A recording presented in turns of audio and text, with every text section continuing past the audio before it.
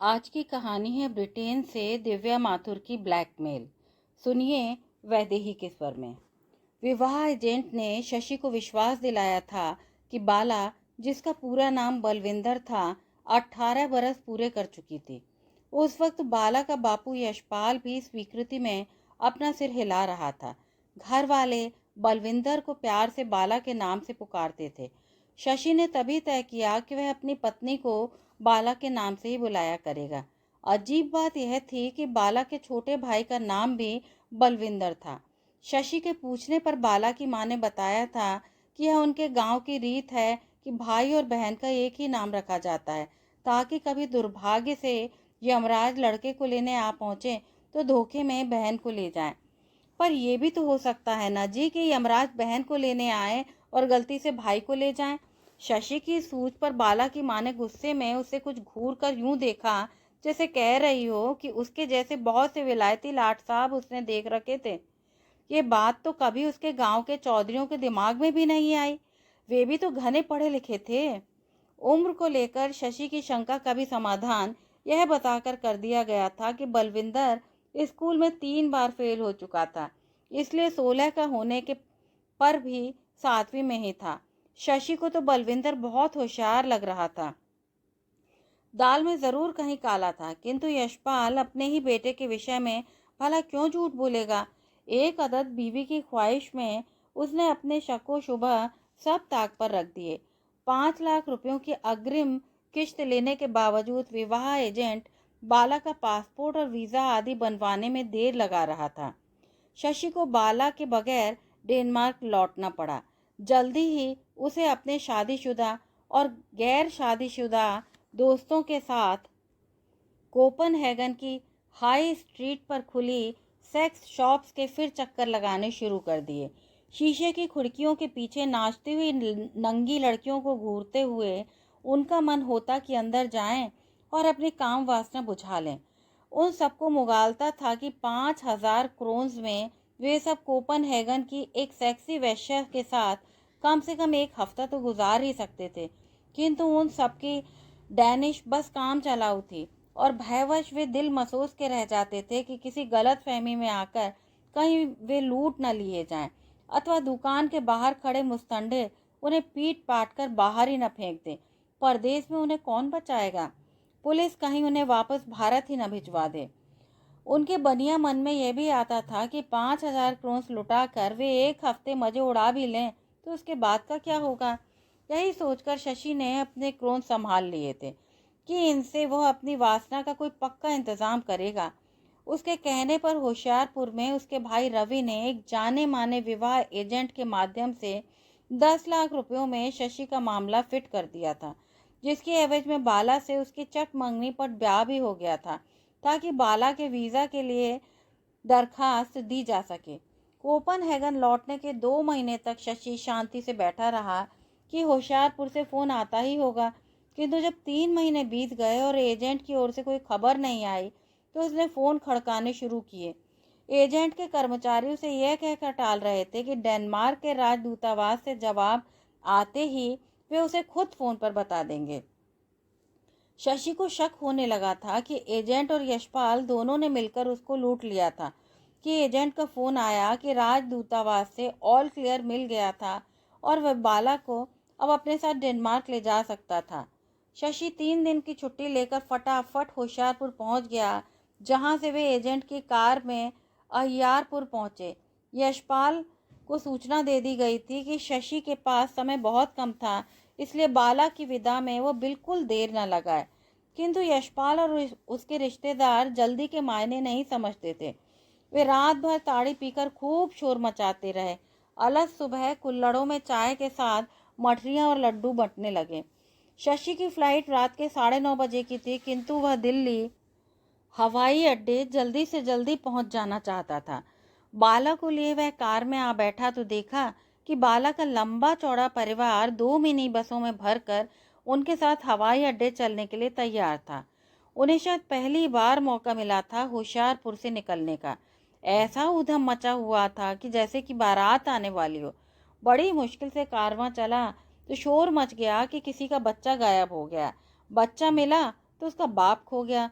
बाप को ढूंढ ढूंढ कर लाए तो सुना कि बाला की माँ अपना पर्स घर में ही भूल आई थी। आखिरी समय तक पूरी आलू बंधवाए जा रहे थे और मिर्च और आम के अचारों पर बहस चल रही थी।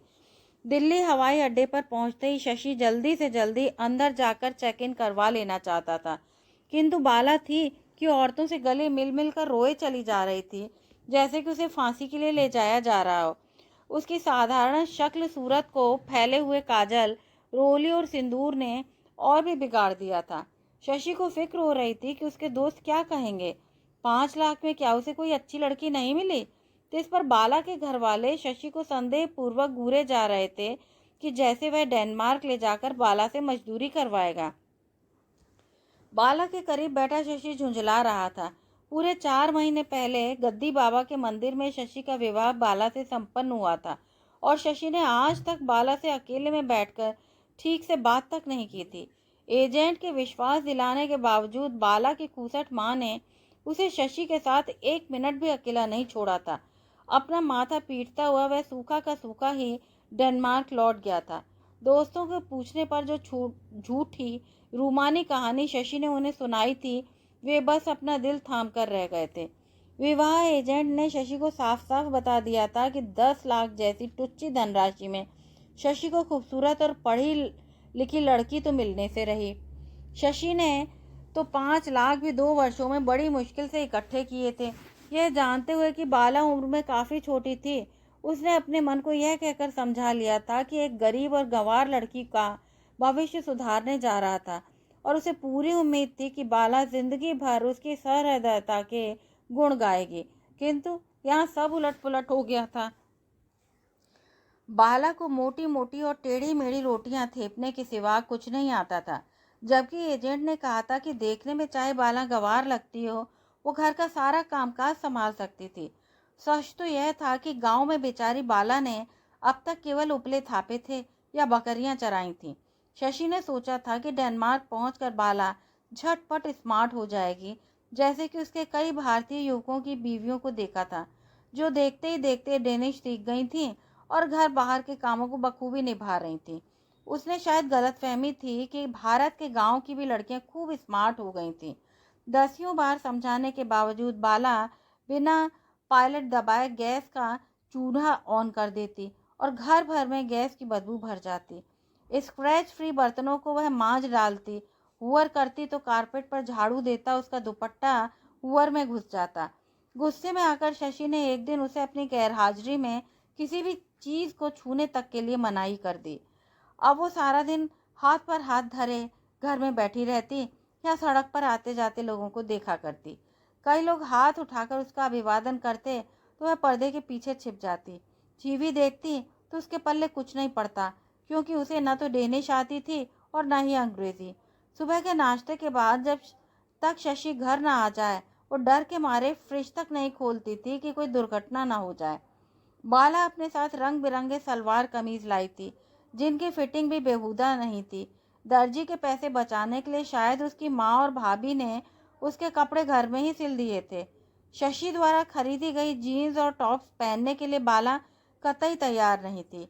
शशि के जोर देने पर वो मान तो गई, किंतु पश्चिमी कपड़े पहनकर वह और भी नमूना लगने लगी।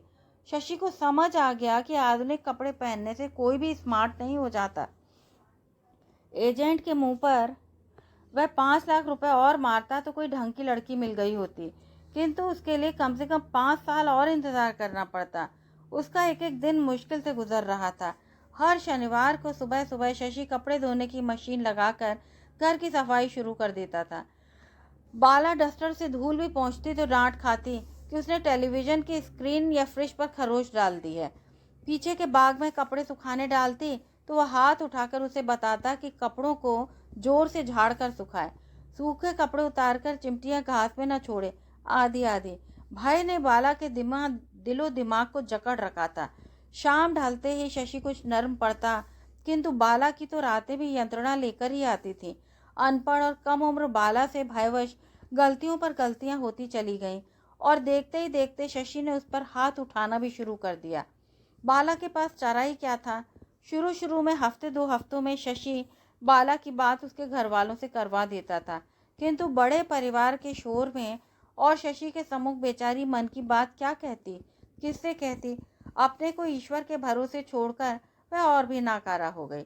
सौभाग्यवश शशि एक सुंदर और आधुनिक बंगले में रहता था, जिसका मकान मालिक रुपिंदर पाल 5 साल के लिए अमेरिका गया हुआ था।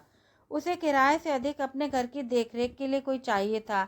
घर और आगे के पीछे के बागों को साफ रखना, बिजली, गैस आदि, पानी के बिल आदि को चुकाना, बस यही किराया था जो रुपिंदर को शशि से दरकार था। रविवार के दिन शशि खरीदारी के लिए बाला को अपने साथ पुराने शहर ले जाता था। शौकत अली की दुकान से वे अपने खाने पीने की चीज़ें खरीदते और फिर सीधे घर का रुख कर लेते, जैसे कि शहर में कर्फ्यू लगने वाला हो। ट्रेन या सड़क पर चलते हुए डैनिश लोग जब उन्हें अजीब नज़रों से देखते तो शशि पंजाबी में उन्हें गालियां देकर अपने मन की भड़ास निकालता। बाला डर के मारे शशि के कदमों पर कदम रखती, बस उसके पीछे पीछे चलती चली जाती थी। बाला को पड़ोस में किसी से भी बात करने की सख्त मनाही थी, क्योंकि शशि सोचता था कि उसकी पूर्व पत्नी पुष्पिंदर के घर से भागने में पड़ोसी निगम परिवार का ही हाथ था।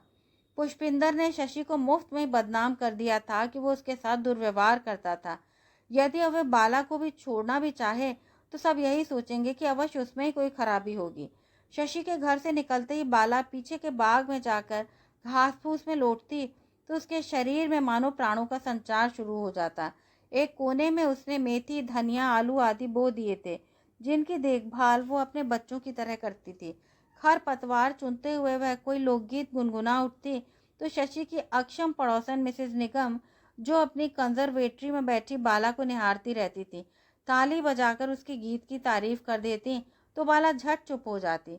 एक दिन मिसेज निगम के पति उन्हें पहिएदार कुर्सी पर बैठाकर बाग में लाए। इससे पहले कि बाला अंदर भागती, मिसेज निगम ने ही उसे आवाज दी, तुम्हारा नाम बाला है ना? आंखें झुकाए बाला ने स्वीकृति दे दी। ये लो, मिस्टर निगम से मैंने तुम्हारे लिए कुछ साग सब्जियों के पौधे मंगवाए हैं। बाला को लगा जैसे किसी ने उसके मनपसंद खिलौने ला दिए हों।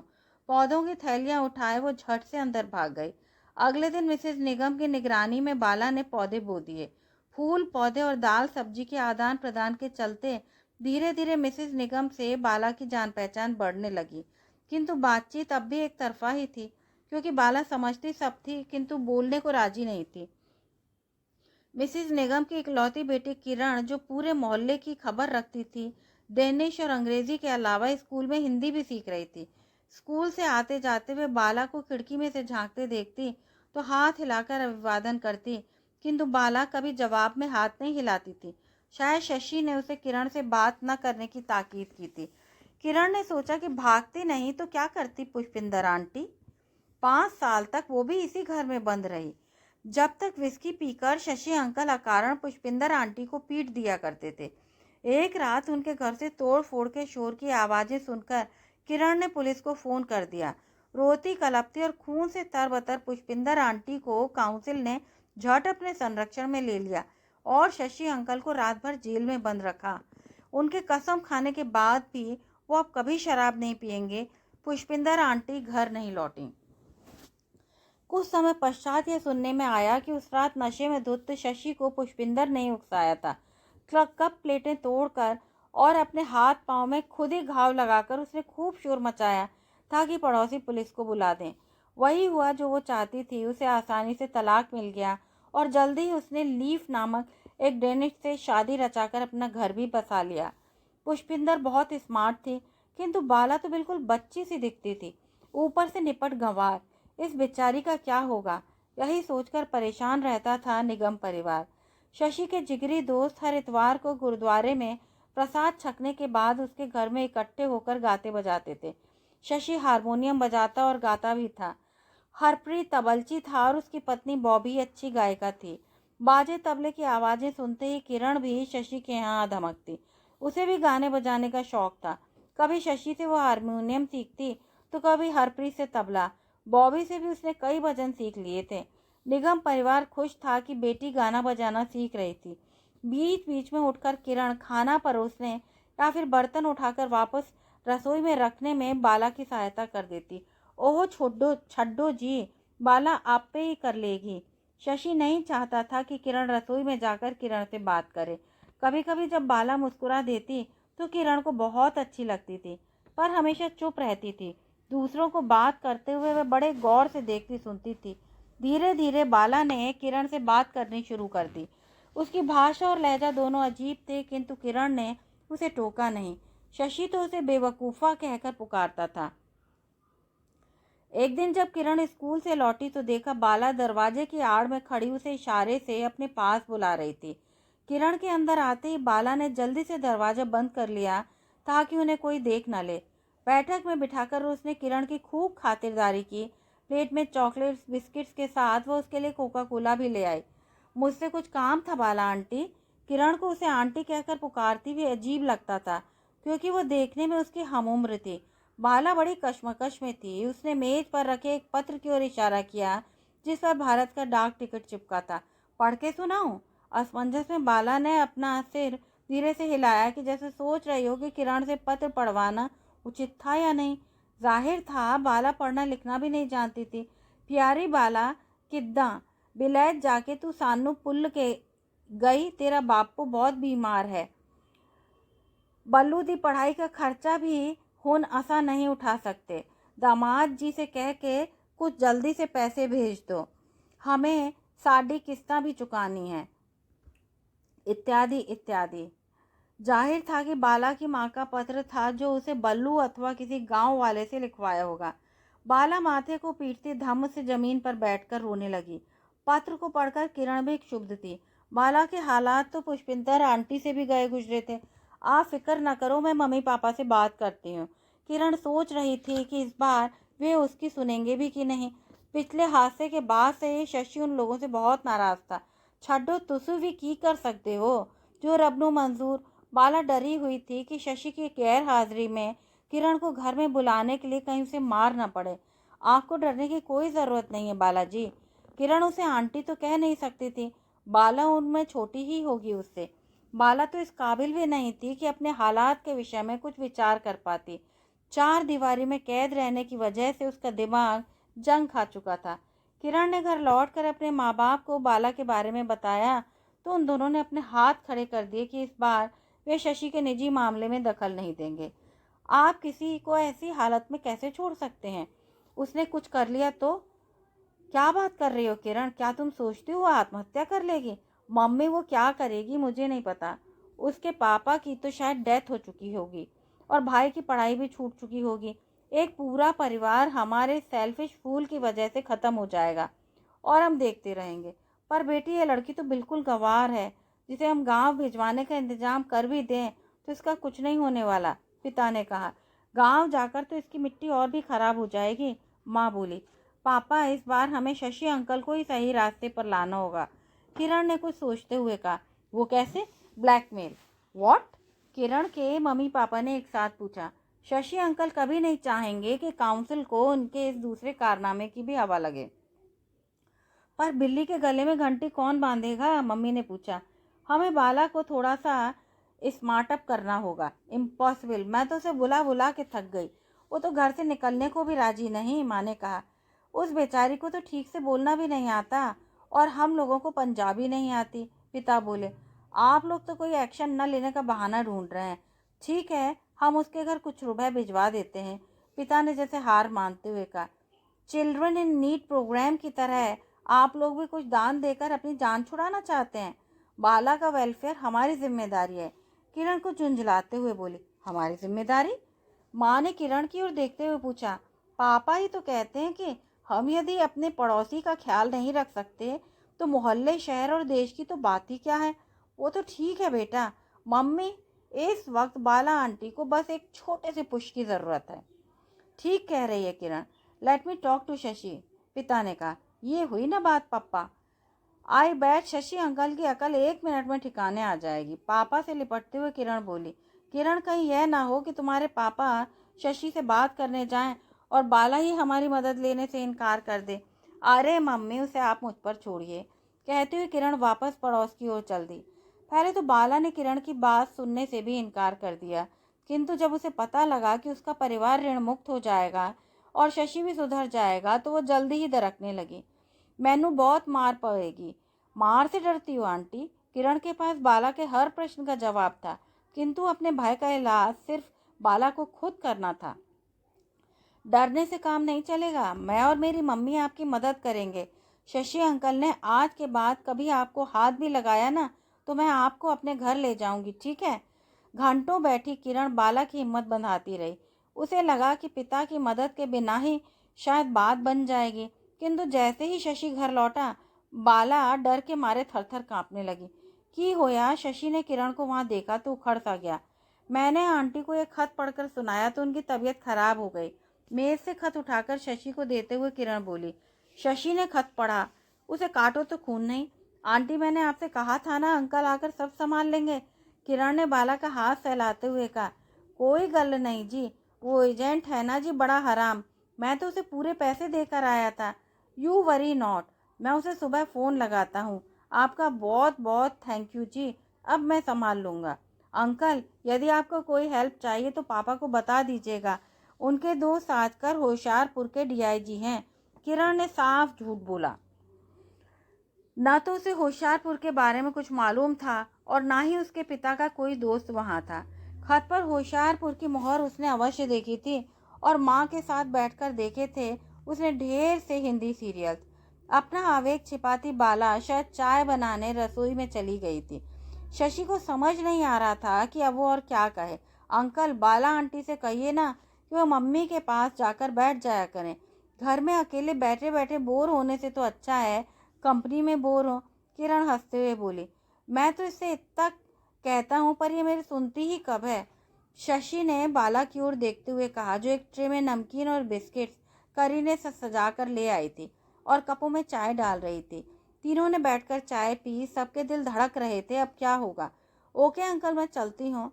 इन प्रॉब्लम्स को निपटाने के लिए आपको इंडिया जाना पड़े तो आप आंटी की फिक्र ना करें, वो हमारे साथ रह सकती हैं। पर शायद वह अपने पिता को देखना चाहें। जाते जाते किरण ने हवा में एक और तीर छोड़ा ताकि शशि ये अच्छी तरह से समझ ले कि बाला अब अकेली नहीं थी। आपका बहुत बहुत थैंक यू जी। मैं कल सुबह ही फ़ोन लगाता हूँ होशियारपुर। फिक्र नॉट। घर से निकलकर किरण दरवाजे से लगी काफ़ी देर तक खड़ी रही कि अंदर से शायद कोई खटका सुनाई दे। कहानी सुनने के लिए आप सभी का बहुत बहुत धन्यवाद। यदि आपको ये कहानी अच्छी लगी हो तो कृपया चैनल को लाइक, शेयर और सब्सक्राइब अवश्य करें।